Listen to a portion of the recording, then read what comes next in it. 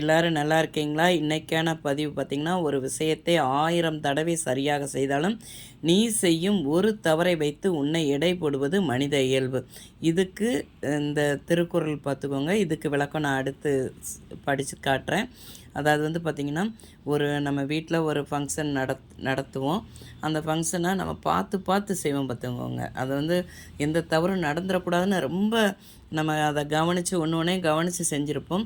அதையும் மீறி ஏதாவது ஒரு தவறு நடக்கத்தான் செய்யும். ஒரு ஃபங்க்ஷன் நடந்தாலே தவறுகள் நடக்கத்தான் செய்யும். உடனே பார்த்திங்கன்னா, ஒரு சில பேர் ஏதோ நடந்துருச்சுன்னு நினச்சிட்டு போயிடுவாங்க.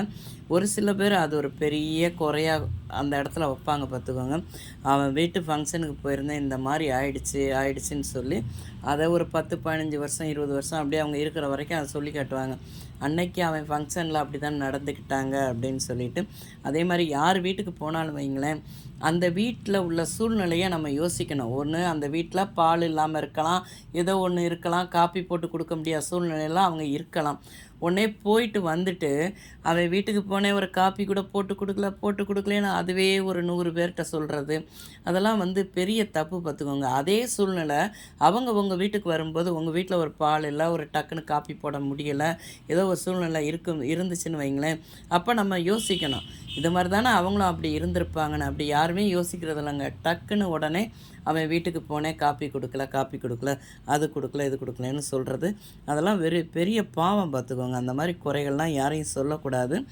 இந்த திருக்குறள் பார்த்திங்கன்னா, கொல்லா நலத்தது நோன்மை பிறர் தீமை சொல்லா நலத்தது சால்பு. அதாவது வந்து இதுக்கு விளக்கம், தவம் என்பது எவ்வுயிரையும் கொல்லாமை. நம்ம தவங்கிறது எந்த உயிரையும் நம்ம கொல்லக்கூடாதுங்க. பிறர் குறையை கூறாமை சான்றாமை எனப்படும். அதை வந்து பிறருடைய குறையை நம்ம கூறிக்கிட்டே இருந்தோன்னா அது சான்றாமை எனப்படும்னு சொல்லி ஐயா சொல்லியிருக்காங்க.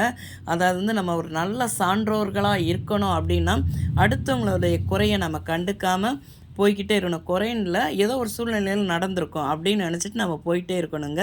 இந்த பதிவு உங்களுக்கு பிடிச்சிருந்தால் பார்வதி வீட்டு சமையலுக்கு ஆதரவு கொடுங்க. ஓம் சாய்ராம்.